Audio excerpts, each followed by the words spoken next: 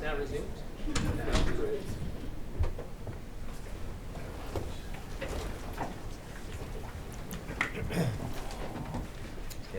Thank you, Mr. Commissioner.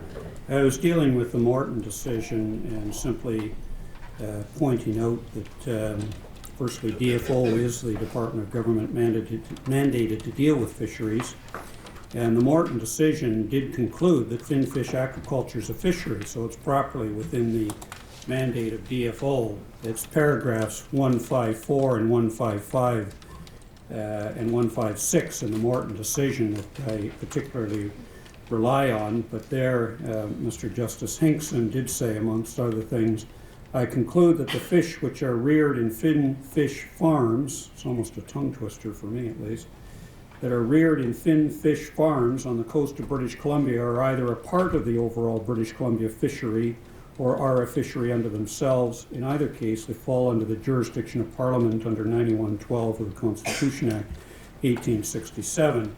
That, of course, only takes it as far as putting it into the federal domain, but given that they are a fishery like other fisheries, and DFO is the department handling fisheries, they, like wild fisheries, are within the department and properly so. Now, there are some who will say that what's sometimes characterized by people as the promotion side of aquaculture will be put in another department. But in our submission, it's important to understand what it is that DFO is doing. DFO is not marketing or a marketing arm for the aquaculture industry. DFO provides support. Sometimes that's economic support. Sometimes it's informational and advisory support. Sometimes it's partnering and providing information to outsiders support.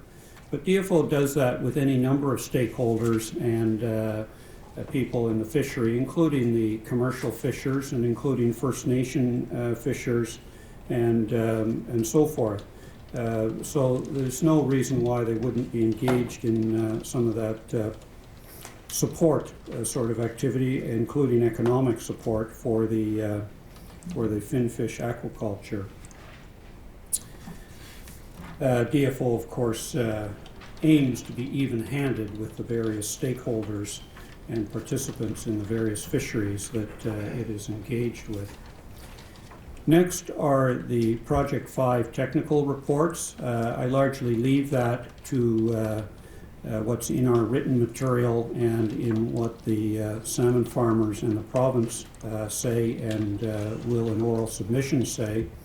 But in my read of those reports and the evidence that the experts gave, particularly Dr. Noakes and Dr. Dill. Dr. Dill does put some caveats around some of this, but in the end he mostly agrees, and where there is disagreement, we think that Dr. Noakes is to be preferred. They conclude that overall salmon farms pose no significant threat to the Fraser sockeye, and salmon farming has not caused the decline in the Fraser sockeye productivity, and we deal with that in and around paragraph 672 of our written submissions. The reason why they don't pose a significant threat is, again, as it is with sea lice and the bottom fallout, is that there is good fish husbandry and fish health management regimes and monitoring and an enforcement regime in place. And those are important things, I say again.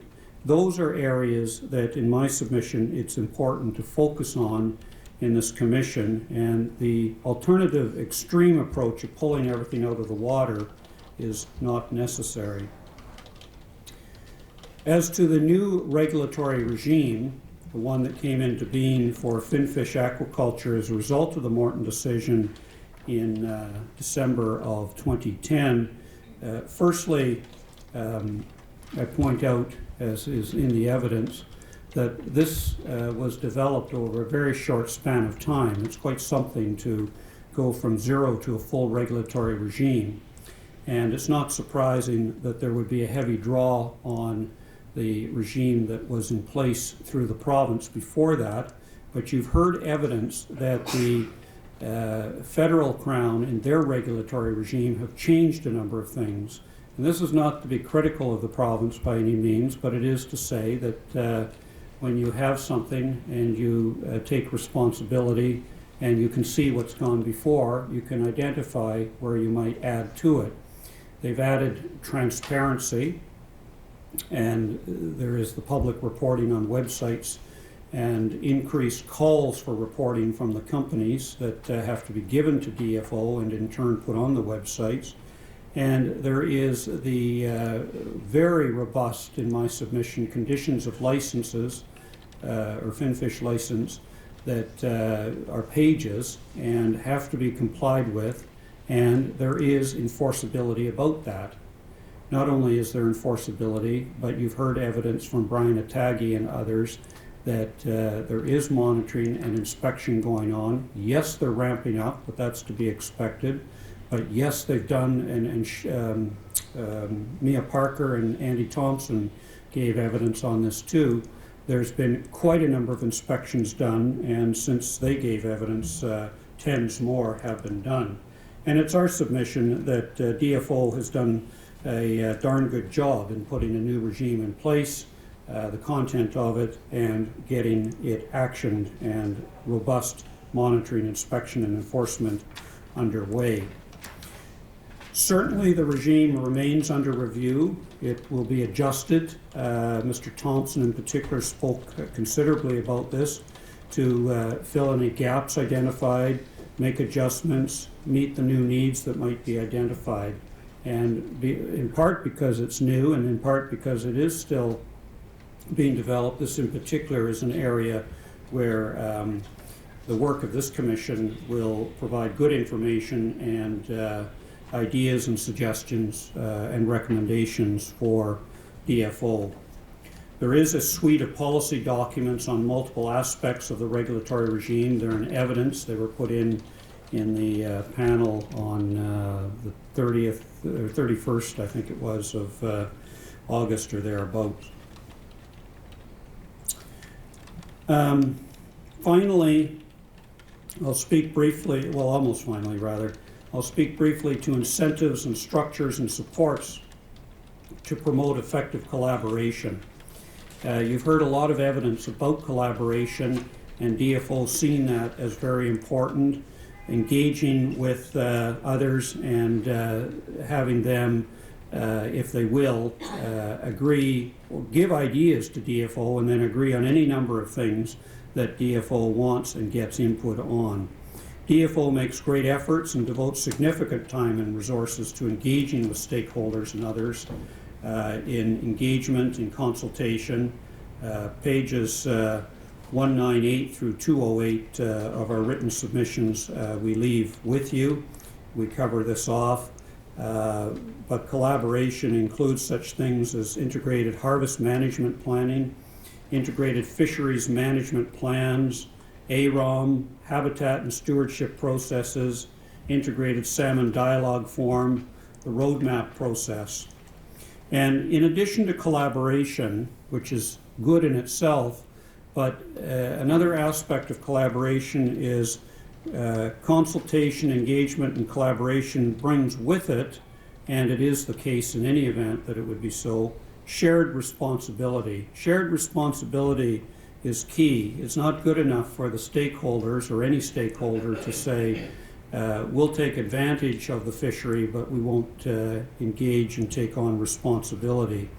Stakeholders, industry, user groups have to engage and, for example, participate in new gear types and technology that will assist with conservation and avoiding bycatch and that sort of thing. I now come to the conclusion of our oral submissions and point out and acknowledge that the Commission, you, Mr. Commissioner, have a challenging and important mandate. Our aim, as I've said, has been to provide in our written and oral material and throughout the course of the inquiry with information to your Commission counsel and staff and witness interviews and providing people who become witnesses and It won't surprise you, of course, that there have been many more people interviewed than there have been put on the stand. That's normal. Our aim has been to provide contextual information and to assist the Commission in its work. We have intended in these written and oral submissions to highlight what we consider to be the key. I'm going to close then by leaving with you the following 6 elements, and this is set out on page 209 of our written submission, so it's there for you to take away and read later as well. But the following 6 elements of the science-based management system that we see as very important to the future sustainability of the Fraser sockeye fishery. And they are, firstly, a clear, and it's coming up now, thank you, Mr. Lund. Firstly, a clear conservation framework to guide planning, consultation, and work. Secondly, a strong scientific foundation. Thirdly, to manage Aboriginal fisheries in an effective and respectful manner. And I would add, and in accordance with the applicable jurisprudence, of course. Fourthly, clear rules, and I've spoken to this before, clear rules for sharing the Fraser sockeye harvest, including means to avoid weak stocks, address First Nation fisheries aspirations, and improve the economic viability of the commercial fishery. Fifthly, to instill, and this is what I've been speaking about most recently, instill confidence and trust among all parties that fisheries are being effectively managed, regulations are complied with, catch and spawner data is reliable, and finfish aquaculture is effectively regulated. And then sixthly, good and effective collaboration and shared responsibility for future sustainability. And again, on that last point, it takes everyone working together, not being partisan, and using and relying on sound science to ensure that we have a robust and healthy fish stock. Those are Canada's oral submissions, Mr. Commissioner. Thank you very much. The province is prepared to commence submissions. I understand there's ample time in the schedule for next week. Our preference would be to start on Monday morning, but we're in your hands. I'm content if you want to get underway, Mr. Prost. Either way, I'm content, frankly, but I think my microphone's probably off. Monday is our preference then, Mr. Commissioner. Okay. Thank you. Very well, then we'll adjourn until 10 a.m. on Monday morning. Thank you very much.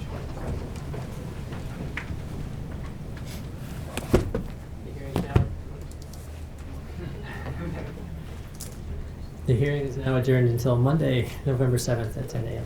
Thank you.